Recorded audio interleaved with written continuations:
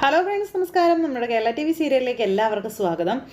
നമ്മുടെ സേതുവും പല്ലവിയും കഥകളൊക്കെ പറഞ്ഞ് അവരുടെ ജീവിതത്തിലെ സ്വപ്നങ്ങളൊക്കെ പറഞ്ഞ് ഇങ്ങനെ സൈക്കിളിൽ വന്നുകൊണ്ടിരിക്കുക. അങ്ങനെ വന്നുകൊണ്ടിരിക്കുമ്പോഴാണ് വഴിയിൽ പോലീസുകാർ അവരെ തടഞ്ഞു നിർത്തുന്നത്. എന്താണ് രണ്ടെണ്ണങ്ങളും കൂടെ രാത്രിയിൽ, അതും ഒരു സൈക്കിളിൽ എന്ന് ചോദിച്ചു.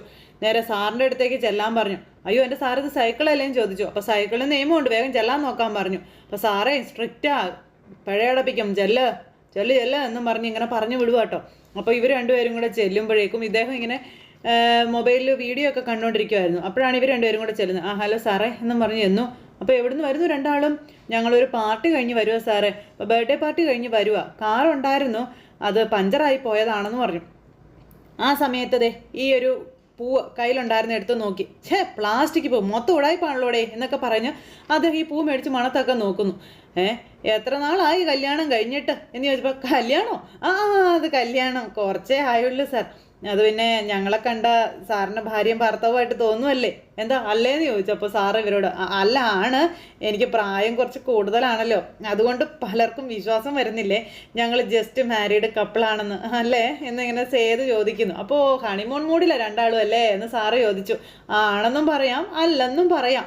അതെന്താടോ താൻ അങ്ങനെ പറഞ്ഞതെന്ന് സാറ് സേതുവിനോട് ചോദിച്ചു. എന്താ വൈഫിൻ്റെ മുഖത്ത് ഒരു തെളിച്ചമില്ലാത്തത്, വഴക്കാണോ എന്ന് സാറ് ചോദിക്കുമ്പം അത് പിന്നെ വണ്ടി പഞ്ചറായല്ലോ സാറേ, അതിൻ്റെ ആർക്കായാലും ദേഷ്യം വരില്ലേ സാറേ എന്നൊക്കെ സേതു ചോദിക്കുക. ഈ സാറ് ഇങ്ങനെ ഇവർ രണ്ടുപേരും മാറി മാറി നോക്കുക കേട്ടോ. പിന്നെ നിങ്ങളുടെ മുന്നിൽ വന്ന് പെട്ടില്ലേന്ന് ചോദിച്ചപ്പം സ്വന്തം വണ്ടി പഞ്ചറായപ്പോൾ സൈക്കിളിൽ കയറ്റി ചവിട്ടുന്ന ഭർത്താവിനോട് ദേഷ്യം കാണിക്കുകയല്ല വേണ്ടത്, കുറച്ചുകൂടി സ്നേഹം കാണിക്കുകയല്ലേ വേണ്ടത് എന്ന് പല്ലവിയോട് ചോദിക്കുക ഈ സാറ്. ഈ കരുതലുണ്ടല്ലോ അത് എല്ലാവരിൽ നിന്നൊന്നും കിട്ടത്തില്ല കേട്ടോ എന്ന് പറഞ്ഞു. കുട്ടി ഭാഗ്യം ചെയ്ത ആളാ, നല്ലൊരു ഭർത്താവിനെ കിട്ടിയില്ലേ എന്നൊക്കെ ചോദിക്കൂ. അപ്പം ഇങ്ങേർക്ക് ഭാഗ്യമൊന്നും ഇല്ലേ, ഇത്രയും നല്ലൊരു ഭാര്യയെ കിട്ടിയതിനൊന്ന് പല്ലവി സാറിനോട് ചോദിക്കാം ഇല്ലേ? അപ്പം അതെ അത് പിന്നെ എല്ലാവർക്കും അറിയാവുന്ന കാര്യമാണല്ലോ എന്ന് പറയുമ്പോൾ എന്താ അറിയാമെന്ന് എനിക്കറിയില്ലായിരുന്നല്ലോ. അല്ല എന്താ കപ്പിളായ സ്ഥിതിക്ക് ചാർജ് ഒന്നും ചെയ്യുന്നില്ല കേട്ടോ. അപ്പം അതൊക്കെ പറഞ്ഞ് സാറിങ്ങനെ നിൽക്കുക. അപ്പം നമ്മുടെ സേതു ഇങ്ങനെ നിൽക്കുമ്പോൾ വകുപ്പൊക്കെ ഉണ്ട്, എന്നാലും ഞാൻ വെറുതെ വിടുന്നു, ചെല്ലെന്ന് പറഞ്ഞ് ഇവരെ പറഞ്ഞു വിടുക. അങ്ങനെ സാറ് പറഞ്ഞ് ഇവർ രണ്ടുപേരും കൂടി ഇങ്ങനെ പോരുമ്പം അതെ അവിടെ ഒന്ന് നിന്നേ, നിങ്ങൾ നേരത്തെ എങ്ങനെയാണ് വന്നേ? അപ്പോൾ അത് പിന്നെ സൈക്കിളിൽ മുമ്പിൽ ഇങ്ങനെ ഇരുത്തി. എന്നാൽ പിന്നെ അങ്ങനെ തന്നെ പോയാൽ മതി എന്ന് പറഞ്ഞ് സാർ ഇങ്ങനെ പറഞ്ഞു വിടുക. ഇപ്പം ശരി എന്നും പറഞ്ഞുകൊണ്ട് ഇവർ രണ്ടുപേരും കൂടെ പോകാൻ നോക്കും. അപ്പോൾ ഇന്ദ്രൻ അങ്ങോട്ടേക്ക് വന്നു. ഇന്ദ്രൻ ഇത് കാണുക കേട്ടോ. പിന്നെ ഒരു പാട്ടൊക്കെ ആയിക്കോ, ഇങ്ങനെയുള്ള സന്ദർഭങ്ങളിൽ ഒരു പാട്ടൊക്കെ നല്ലതാ എന്നൊക്കെ സാർ ഇങ്ങനെ പറയുന്നു. ഇന്ദ്രൻ ഇതൊക്കെ കണ്ടിട്ട് കയ്യിൽ നിന്ന് പോയി ഇങ്ങനെ അവിടെ നിൽക്കുക. പിന്നെ പല്ലവിയെ സൈക്കിളിനകത്ത് കയറ്റി ഇരുത്തി നമ്മുടെ സേതു പോവാം. മെലഡി പോരേന്ന് ചോദിച്ചപ്പോൾ മതിയെന്ന് പറഞ്ഞു. അങ്ങനെ സാറ് എന്നും പറഞ്ഞ് ഇവരെ പറഞ്ഞു വിട്ടു. ഇവരങ്ങ് പോയി കഴിഞ്ഞപ്പോൾ ഇന്ദ്രൻ ഭയങ്കര കലിപ്പിൽ ഇങ്ങനെ അവിടെ നിൽക്കുവാണ്. ഇത് കഴിഞ്ഞ് പിന്നെ അവർ സൈക്കിളെ വെട്ടി ഇങ്ങനെ പോരുമ്പോൾ ഒരു വല്യമ്മ അവിടെ ഇരിക്കുക കേട്ടോ. മക്കളെ ഒന്ന് നിർത്തി, എനിക്ക് വിശക്കുവാന്ന് പറഞ്ഞു. അപ്പോഴേക്ക് പല്ലവി പറഞ്ഞു സേതുട്ട് അവിടെ നിർത്തുന്നു. അങ്ങനത്തെ ഞാനിപ്പോൾ വരാട്ടോ എന്നും പറഞ്ഞുകൊണ്ട് നേരെ ആ അമ്മയുടെ അടുത്തേക്ക് ചെന്നിട്ട് ആ അമ്മയുടെ കയ്യിൽ അമ്മയ്ക്ക് വിശക്കുവാന്ന് പറഞ്ഞതുകൊണ്ട് ആ തട്ടുകടയിൽ നിന്ന് കുറേ ഭക്ഷണമൊക്കെ മേടിച്ച് അത് കൊണ്ടുവന്ന് ഈ അമ്മയുടെ കയ്യിലേക്ക് കൊടുത്തിട്ട് പല്ലവിയും വന്നു. അപ്പോൾ ചാരിറ്റി ഉണ്ടോ കയ്യിൽ? അപ്പോൾ പാവമല്ലേ സേതുട്ടാ, വിശന്നിരിക്കുകയായിരുന്നു എന്ന് നമ്മുടെ പല്ലവി അന്നേരം പറഞ്ഞു കേട്ടോ. നല്ല മനസ്സാ പല്ലവിയുടെ, അതാ അങ്ങനെ ചെയ്യാൻ തോന്നിയത്. അപ്പോഴേക്കും ആ അമ്മ ഇങ്ങനെ പല്ലവി മേടിച്ചു കൊടുത്തു വയറ് നിറയെ അവിടെ ഇരുന്ന് ഇങ്ങനെ കഴിക്കുക. ഇത് സേതു നോക്കി നിൽക്കുമ്പോൾ വിശപ്പിനോളം മോശമായൊരവസ്ഥ അത് വേറെ ഇല്ല സേതു ഏട്ടാ എന്ന് പല്ലവി സേതുവിനോട് പറയുന്നു. ആ അമ്മയാണെങ്കിൽ അത് കഴിക്കുന്ന കണ്ടപ്പോൾ ഇവർക്ക് ഭയങ്കര സങ്കടം വന്നു കേട്ടോ. അപ്പോൾ ദേ എൻ്റെ അച്ഛന് വലിയ കഴിവും കാര്യങ്ങളൊന്നും ഉണ്ടായിട്ടില്ല, പക്ഷേ ദാരിദ്ര്യം അറിയിക്കാതെയാണ് ഞങ്ങളുടെ അച്ഛൻ ഞങ്ങളെ വളർത്തിയത്. അപ്പം ഞാൻ കിടന്നിട്ടുണ്ട് പട്ടിണി ഒരുപാട്, വെറും വെള്ളം മാത്രം കുടിച്ച എത്രയോ ദിവസങ്ങൾ കിടന്നിട്ടുണ്ടെന്ന് പല്ലവിക്ക് അറിയാവോ എന്ന് ചോദിച്ചു. അച്ഛനില്ല, അമ്മയില്ല, ആരുമില്ലാതെ ആര് ഭക്ഷണം തരാനാ? തളർന്ന് വീണു ഒരു ദിവസം നടു റോഡിൽ, അറിയോ? അപ്പോഴും ആരും വന്നില്ല എന്നെ സഹായിക്കാനായിട്ട്. ഇതൊക്കെ കേട്ട് പല്ലവി സങ്കടപ്പെട്ട് നിൽക്കുക. ബോധം പോയത് ഓർമ്മയുണ്ട്. കണ്ണ് തുറക്കുമ്പോഴേ സർക്കാർ ആശുപത്രിയിലെ വാർഡിൽ കിടക്കുകയാണെന്ന് പറഞ്ഞുകൊണ്ട് നമ്മുടെ സേതു ആരോ കൊണ്ടാക്കിയതാണെന്നൊക്കെ സേതു പറയാം. അതൊക്കെ പല്ലവിക്ക് സഹിക്കാൻ പറ്റുന്നില്ല. ആ ആൾ ആരാണെന്നോ എന്താണെന്നോ ഒന്നും എനിക്കറിയില്ല. എന്നോട് ദയ തോന്നി ആ മനുഷ്യനെ എപ്പോഴെങ്കിലും കാണാൻ പറ്റിയിരുന്നെങ്കിൽ എന്ന് ഞാൻ ആലോചിക്കുമായിരുന്നു എന്നൊക്കെ സേതു ഇങ്ങനെ പറഞ്ഞു കേട്ടോ. അങ്ങനെ അതെല്ലാം പറഞ്ഞ് എവിടെ കാണാനാ, അയാളുടെ പാട് നോക്കി പോയെന്നും സേതു ഇങ്ങനെ പറഞ്ഞു. പല്ലവി പറഞ്ഞത് തന്നെയാണ് സത്യം, വിശപ്പിനോളം അതുള്ള ഒന്നുമില്ല എന്നും പറഞ്ഞ് നമ്മുടെ സേതു ഇങ്ങനെ പറഞ്ഞു. എന്നിട്ട് വാ ഒന്ന് കയറി പോകാമെന്ന് പറഞ്ഞു. അപ്പോഴേക്കും ആ അമ്മ ഭക്ഷണം കഴിച്ചിട്ട് ഇങ്ങ് വന്നു. മോൾക്ക് നല്ലതേ വരുള്ളൂ, വിശന്നിരുന്ന് എനിക്ക് ഒരു നേരത്തെ ഭക്ഷണം മേടിച്ചു തരാൻ മോൾക്ക് മനസ്സ് തോന്നിയല്ലോ രണ്ടാളും ഒരുപാട് കാലം സന്തോഷത്തോടെ ജീവിക്കും എന്ന് പറഞ്ഞ അമ്മ ഇങ്ങനെ ഇവരോട് പറയുക. തങ്കപ്പെട്ട മനസ്സാ ഭാര്യയ്ക്ക് എന്ന്, മോൻ ഭാഗ്യവാനാണെന്നൊക്കെ ആ അമ്മയും പറയുവാണേ. അങ്ങനെ ഇവർ രണ്ടുപേരും ഇങ്ങനെ അങ്ങോട്ടും ഇങ്ങോട്ടും നോക്കി നിൽക്കും. ഞാൻ പോട്ടെ മോളെ എന്നും പറഞ്ഞാൽ അമ്മ അവിടെ നിന്ന് അങ്ങ് പോയിട്ടോ. ആ ഭക്ഷണം കഴിച്ചാൽ ആ അമ്മ ഇവർക്കൊരു അനുഗ്രഹമൊക്കെ കൊടുത്തിട്ട് അവിടെ നിന്ന് പോയി കഴിഞ്ഞപ്പോഴേക്കും ഇവർ രണ്ടുപേരും കൂടി ഇങ്ങനെ നോക്കി നിൽക്കും ആ അമ്മയെ. എന്താ തെറ്റിദ്ധരിച്ചു ഭാര്യയാണെന്നല്ലേ എന്നിങ്ങനെ സേതു ചോദിക്കുമ്പോൾ നമ്മളെ കണ്ടാ അങ്ങനെ തോന്നുമോ എന്ന് പല്ലവി ചോദിക്കുക. അപ്പോൾ ഇല്ല എന്ന് സേതു പറഞ്ഞു. പല്ലവിക്ക് ചേരുന്ന ഒരാളെ അല്ല ഞാൻ, പ്രായക്കൂടുതലുണ്ട്, പിന്നെ ഈ വേഷവും ഒക്കെ ഒന്നും ഒരു സുഖമില്ല. പ്രായവ്യത്യാസമുള്ളവരാരും കല്യാണം കഴിക്കാറില്ലേ സേതുവേട്ടാ? മുണ്ടുടുത്ത് താടി വെച്ച് മീശ പിരിച്ച് നടക്കുന്ന ചെറുപ്പക്കാരും പെണ്ണ് കെട്ടാറില്ലേ എന്ന് പല്ലവി സേതുവിനോട് ചോദിക്കുമ്പോൾ സേതു ഇങ്ങനെ മീശയൊക്കെ പിരിച്ച് അപ്പോൾ ചേർച്ച ഉണ്ടെന്നാണോ പറഞ്ഞേ? അത് നമ്മളല്ലല്ലോ സേതുവേട്ടാ പറയേണ്ടത്, മറ്റുള്ളവരല്ലേ അത് പറയണ്ടേ എന്ന് പല്ലവി സേതുവിനോട് ചോദിച്ചു. അപ്പോൾ സേതു ഇങ്ങനെ ഒരു ചിരിയും ചിരിച്ച് അങ്ങനെ ഇരിക്കാം. ആ അമ്മയ്ക്കത് തോന്നി, അതുപോലെ പലർക്കും തോന്നുമായിരിക്കും അല്ലേ എന്ന് പല്ലവി. തോന്നട്ടെ, പിന്നെ അതൊരു നല്ല കാര്യം തന്നെയല്ലേ എന്ന് പല്ലവി ചോദിക്കുമ്പോൾ അതെ ചിരിച്ചുകൊണ്ടിരിക്കുക, സൈക്കിൾ എടുക്കാം, നമുക്ക് പോകണ്ടേ? അങ്ങനെ അവർ രണ്ടുപേരും കൂടി ആ സൈക്കിളിന് പൊന്നുമടത്തിൽ ചെന്നപ്പോൾ വാതിലൊക്കെ പൂട്ടിയേക്കുവാണ്, ഇവർക്ക് കയറാൻ പറ്റത്തില്ലല്ലോ. അയ്യോ ഗേറ്റ് പൂട്ടിയിരിക്കുകയാണല്ലോ, ഞാൻ എന്ത് ചെയ്യും? ഇനി എങ്ങനെ നമ്മൾ വീട്ടിൽ കയറും എന്നൊക്കെ ഇങ്ങനെ പല്ലവി ചോദിക്കും. അപ്പം ഞാനൊരു ഐഡിയ പറയട്ടെ എന്ന് ചോദിച്ചു. പറയാൻ പറഞ്ഞു. അതെ അല്ലെങ്കിൽ വേണ്ട, അതൊന്നും ശരിയാവില്ല സേതുവേട്ടാ. പറയടോ, കാര്യം പറയടോ എന്ന് നമ്മുടെ സേതു അന്നേരം. ചാടിയാലോ? എങ്ങോട്ട് ചാടാൻ? അല്ലെന്നേ നമുക്ക് മതിൽ ചാടിയാലോ എന്ന്. അങ്ങനെ ഇവർ ഗേറ്റ് ചാടി കിടക്കുകയാണ്. അപ്പം അതിനൊക്കെ പറ്റുമോ എന്ന് ചോദിച്ചപ്പോൾ സേതുവേട്ടന് എന്തായാലും ധൈര്യമില്ലെന്ന് ചോദിച്ചു. ഈ ഗേറ്റിൽ നിന്ന് ചാടിക്കിടക്കാൻ സേതുവേട്ടന് പറ്റില്ല? അയ്യോ എനിക്ക് ചാടുന്നതിന് കുഴപ്പമൊന്നുമില്ല, തനിക്ക് ചാടാൻ പറ്റുമോ എന്ന് ചോദിച്ചപ്പം ഇതുവരെ മതിലൊന്നും ചാടേണ്ടി വന്നിട്ടില്ല, പിന്നെ ചാടേണ്ടി വന്നാൽ ചാടണല്ലോ എന്നും പറഞ്ഞുകൊണ്ട് പല്ലവിയും സേതുവും കൂടി നമ്മുടെ പൊന്നുമ്മട വീടിൻ്റെ ഗേറ്റ് ചാടി കിടക്കുക. അങ്ങനെ അവർ രണ്ടുപേരും ചാടി അകത്ത് വന്നു. അങ്ങനെ പതുക്കെ നടന്ന് ചെല്ലുന്നു. അങ്ങനെ അവിടെ ചെന്ന് പിന്നെ അങ്ങനെ അകത്ത് കയറും. നമുക്ക് അവന്തികയെ വിളിച്ചാലോ? അവന്തികയെ വിളിക്കാം, പക്ഷേ മറ്റു രണ്ടാളും ഉണരില്ലേ എന്ന് ചോദിച്ചു സേതു. അപ്പോൾ ഒരു കാര്യം ചെയ്യാം, നമുക്കേ ജസ്റ്റ് ഒന്ന് കോൾ ചെയ്ത് നോക്കിയാലോ, തിരിച്ചു വിളിക്കുമെന്ന് നോക്കാലോ എന്നും പറഞ്ഞുകൊണ്ട് ഇങ്ങനെ പല്ലവി പറഞ്ഞനുസരിച്ച് സേതു ജസ്റ്റ് ഒന്ന് വിളിക്കുക.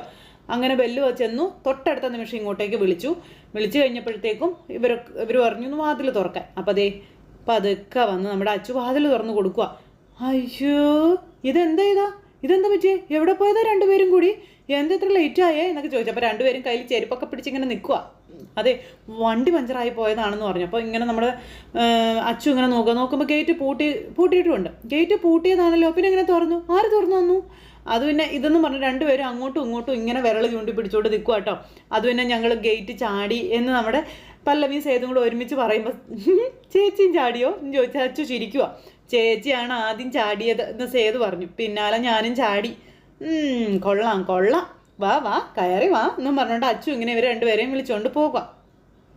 ഇത് കഴിഞ്ഞതിന് ശേഷം നമ്മുടെ ഇന്ദ്രൻ വലിയ പണിപ്പുരയിലാട്ടോ റൂമിലിരുന്ന്. അപ്പോഴേക്കും അമ്മ കോഫി ആയിട്ട് വന്നു. മോനെ കോഫി കുടിക്കേ? അപ്പോൾ എനിക്കിപ്പോൾ വേണ്ട അമ്മയെന്ന് പറഞ്ഞു. എനിക്ക് അത്യാവശ്യമായിട്ട് കുറച്ച് ജോലികൾ ചെയ്ത് തീർക്കാനുണ്ട് എന്ന് പറയുമ്പോൾ ഇത് കുടിച്ചിട്ട് ചെയ്യാടാന്ന് പറഞ്ഞു അമ്മ. വേണ്ടെന്ന് പറഞ്ഞില്ലേ? അപ്പോഴേക്കും വേണ്ടെങ്കിൽ വേണ്ടാന്ന് പറഞ്ഞ് അങ്ങ് പോകുവാണ് അമ്മ. അപ്പോഴാണ് ഇളയ മകൻ അങ്ങോട്ടേക്ക് വരുന്നത്. ചെന്ന് നോക്കടാ, അവൻ മാറിയിരിക്കുന്നത് കണ്ടോ? പണ്ട് അവൻ കമ്പ്യൂട്ടറിൻ്റെ മുന്നിലൊന്നും ഇരിക്കാറുണ്ടായിരുന്നില്ലല്ലോ, ഇപ്പോൾ പുതിയ എന്തോ ജോലി ചെയ്യാനായിട്ട് ശ്രമിക്കുക. നീ നോക്കിക്കേ, നിനക്ക് ചായ വേണോ? അവന് വേണ്ടാന്ന്, വേണേ കുടിച്ചോളാൻ പറഞ്ഞു. ഇപ്പോൾ ഇട്ടതാടാ എന്ന് പറഞ്ഞ് ഇളയ മോന് കൊടുത്തു. അപ്പോഴേക്കും നമ്മുടെ വിശ്വൻ ആ ചായയും കുടിച്ച് പതുക്കെ ഇന്ദ്രൻ്റെ മുറിയിലേക്ക് ചെല്ലുന്നു.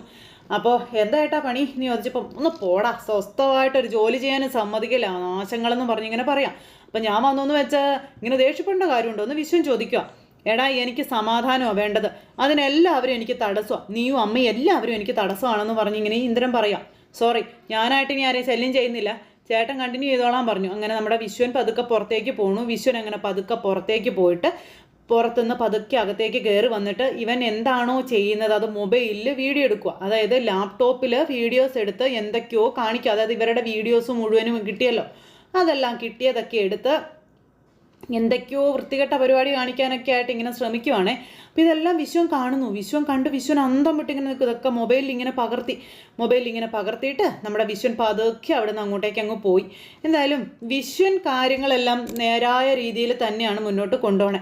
ഇതെല്ലാം കഴിഞ്ഞ് പുറത്തേക്ക് ഇറങ്ങിയിട്ട് നമ്മുടെ വിശ്വൻ ഫോൺ എടുത്ത് പാർവതിനെ വിളിക്കുക. ഫോൺ എടുത്ത് പാർവതിനെ വിളിച്ചിട്ട് ഹലോ പാർവതി ഫ്രീ ആണോ എന്ന് ചോദിച്ചു. കുഴപ്പമില്ല, എന്താ? അത്ര തിരക്കിലും കാര്യങ്ങളിലൊന്നും അല്ല കേട്ടോ ഞാൻ. ഇന്നലെ എവിടെയായിരുന്നു പാർവതി? അപ്പം മനസ്സിലായില്ല, എന്താ? അല്ല, ഇന്നലെ പാർവതിയുടെ ജീവിതത്തിൽ എന്ത് സംഭവിച്ചെന്ന് അറിയാൻ വേണ്ടി ചോദിച്ചതാണെന്ന് പറഞ്ഞപ്പോൾ പ്രത്യേകിച്ച് എന്ത് സംഭവിക്കാൻ, എല്ലാ ദിവസത്തെയും പോലെ തന്നെയാണ് നടന്നത്, എന്താ കാര്യം എന്ന് പാറു ചോദിച്ചപ്പം ഒന്നുമില്ല എന്ന് പറഞ്ഞു. അല്ല, എന്തോ ഉണ്ട്, എന്താ കാര്യം? അല്ലെങ്കിൽ പിന്നെ ഇങ്ങനെയൊന്നും ചോദിക്കില്ലല്ലോ. ഇല്ലെന്നേ, ഒന്നുമില്ല, വെറുതെ അറിയാൻ വേണ്ടി ചോദിച്ചെന്നേ ഉള്ളൂ കേട്ടോ, അല്ലാതെ വേറൊന്നും ഇല്ല എന്ന് പറയുമ്പോൾ പറയാൻ വിട്ടുപോയി, ഇന്നലെ ചേച്ചിയുടെ ബർത്ത്ഡേ ആയിരുന്നു, ഒരു റിസോർട്ടിൽ വെച്ച് ഞങ്ങൾ ആഘോഷിച്ചു എന്ന് പറഞ്ഞു. ഞാനും സേതുവേട്ടനും ചേച്ചിയും അതുപോലെ നല്ല രസമായിരുന്നു എന്നൊക്കെ പറഞ്ഞുകൊണ്ട് ഇങ്ങനെ ഇവർ സംസാരിക്കുമ്പോൾ നമ്മുടെ അമ്മ ശോഭാമ അങ്ങോട്ടേക്ക് വന്നു. പാറു ഫോണിൽ സംസാരിക്കുന്നത് കേൾക്കുക. അപ്പോൾ എന്താ, എന്തെങ്കിലും പ്രശ്നമുണ്ടോ എന്ന് ചോദിച്ചപ്പോൾ അയ്യോ എന്ത് പ്രശ്നം, ഒരു പ്രശ്നമില്ല, എന്നാൽ ശരി വെക്കട്ടെ, വേറെ ഒന്നുമില്ലല്ലോ എന്ന് പറഞ്ഞുകൊണ്ട് ഫോൺ അങ്ങ് കട്ട് ചെയ്തു. അപ്പോൾ പാറു ഇങ്ങനെ സംസാരിച്ചുകൊണ്ടിരിക്കുന്നത് കണ്ടുകൊണ്ട് നമ്മുടെ ശോഭാമ ഇങ്ങനെ വന്നു. അത് കഴിഞ്ഞപ്പോൾ ശോഭാമയെ കണ്ടതും പാറു അങ്ങ് ഒഴിഞ്ഞു മാറി പോകുമ്പോൾ നീ ഇങ്ങ് വന്നേ എന്നും പറഞ്ഞ് വിളിക്കുക. അപ്പോൾ പാറു ഒരു ചൂലൊക്കെ എടുത്ത് അടിച്ചു വരാൻ ഭാഗത്തിന് നിൽക്കുക കേട്ടോ. അപ്പോൾ ആരായിരുന്നു ഈ ഫോണിൽ? അമ്മേ, അത് പിന്നെ വിശ്വജിത്ത് ആണെന്ന് പറഞ്ഞു. ആര്? ആ ഇന്ദ്രൻ്റെ അനിയനാണോ എന്ന് ചോദിച്ചപ്പം അതേന്ന് പറഞ്ഞു. പറഞ്ഞു തീർന്നില്ല, പാറുവിൻ്റെ ചെവിക്കരണം നോക്കി ശോഭാമ ഒരൊറ്റ അടി അങ്ങ് വെച്ചു കൊടുത്തു. അമ്മേ ഇന്ദ്രനെ പോലെയല്ല വിശ്വജിത്ത്, എനിക്ക് വിശ്വജിത്തിനെ നേരത്തെ അറിയാവുന്നതാണെന്ന് പാറു പറഞ്ഞു. അന്ന് ഇൻ്റർവ്യൂവിന് പോയപ്പോൾ എന്നെ സഹായിച്ചത് വിശ്വജിത്താണെന്നൊക്കെ പറഞ്ഞു നമ്മുടെ പാറു.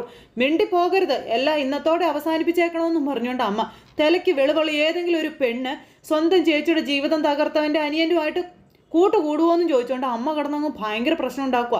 അമ്മ എന്നെ സഹായിച്ചത് കൊണ്ടാണ് അമ്മ ഞാൻ, അല്ലാതെ വേറൊന്നും ഇല്ലെന്ന് പറയുമ്പോൾ അങ്ങോട്ടോ ഇങ്ങോട്ടോ നീ ഇനി വിളിച്ചു പോയേക്കരുത്, വിളിച്ചോന്നെങ്ങാനും ഞാൻ അറിഞ്ഞ കൊന്നു കളയൂടി നിന്നെ ഞാനെന്നും പറഞ്ഞുകൊണ്ട് പാറുവിനെ പറഞ്ഞ് വഴക്ക് പറയാം. കല്യാണ ദിവസം രാത്രിയിൽ എല്ലാം നഷ്ടപ്പെട്ട് ഇവിടെ കയറി വന്ന നിന്റെ ചേച്ചിയുടെ മുഖം ഓർമ്മയുണ്ടോ നിനക്കെന്നും ചോദിച്ചുകൊണ്ട് പാറുവിനോട് ചോദിക്കുക. അത് ഓർമ്മയുണ്ടായിരുന്നെങ്കിലേ നീ ഇങ്ങനെയൊന്നും ചെയ്യുമായിരുന്നില്ലല്ലോ എന്നും പറഞ്ഞു. അപ്പം അമ്മേ ഒന്നും ഞാൻ സമ്മതിക്കില്ലടി, നീ ഇനി എന്ത് ന്യായം പറഞ്ഞാലും ഈ ബന്ധം തുടരാൻ ഞാൻ സമ്മതിക്കില്ല എന്ന് പറഞ്ഞു. അമ്മ ഞാൻ അതിന് ഒന്നും കേൾക്കണ്ട, എനിക്കൊന്നും കേൾക്കണ്ട എന്നായ അമ്മ. നമ്മുടെ അച്ഛനെ ഓർത്തോടി, നീ എന്തെങ്കിലും കാണിച്ചു കൂട്ടുമ്പോൾ നമ്മുടെ അച്ഛനെ ഓർക്കണ്ടായിരുന്നോടി, ആ മനുഷ്യൻ നീറി ചത്തുകൊണ്ടിരിക്കുക, ആ നീട്ടിൽ നീ ഓർത്തോടി എന്നൊക്കെ ചോദിച്ചുകൊണ്ടാണ് ശോഭ അമ്മ വഴക്ക് കൂടണത്. ഇനി ഒരിക്കലും ആ വീട്ടിലെ ആരുമായിട്ടും ഈ വീട്ടിലെ ആർക്കും ഒരു ബന്ധം ഉണ്ടാകാൻ പാടില്ല എന്നൊക്കെ അമ്മ പറയുമ്പോൾ ഇങ്ങനെ നോക്കുക നമ്മുടെ പാറു. ഇനി ഒരു ദുരന്തം കൂടെ താങ്ങാനുള്ള ശക്തി ഈ വീടിനില്ല എന്ന് പറയുമ്പോൾ അമ്മ എന്നും പറഞ്ഞു പാറു. എന്തൊരു കഷ്ടം എൻ്റെ ദൈവമേ എന്ന് പറഞ്ഞു തലയ്ക്ക് കയ്യും കൊടുത്ത് പ്രാർത്ഥിച്ച് ദൈവത്തിനോട് പരാതിയും പറഞ്ഞ് നമ്മുടെ ശോഭാമ അവിടെ നിന്ന് അങ്ങ് പോയി. എന്നും പറഞ്ഞു നമ്മുടെ പാറു ഇങ്ങനെ ചൂലൊക്കെ വലിച്ചെറിഞ്ഞ് ഇങ്ങനെ ആകെ സങ്കടത്തിൽ ഇങ്ങനെ നിൽക്കുവാണ്. തന്നെ ആരും ഒന്നും മനസ്സിലാക്കുന്നില്ലല്ലോ, താൻ പറയുന്നത് എന്താണെന്ന് കേൾക്കാൻ പോലുമുള്ള ഒരു ഇതാരും മനസ്സിലാക്കുന്നില്ലല്ലോ. അപ്പോൾ ആ ഒരു സങ്കടത്തിലും കാര്യങ്ങളിലും ഒക്കെ ഇങ്ങനെ നമ്മുടെ പാറു നിൽക്കുന്നിടത്ത് ഇന്നത്തെ കഥ അവസാനിച്ചു. അപ്പോൾ എല്ലാവരും കാത്തിരുന്ന് കാണണം കേട്ടോ. എല്ലാവർക്കും നല്ലൊരു ദിവസം ആശംസിക്കുകയാണേ. നന്ദി.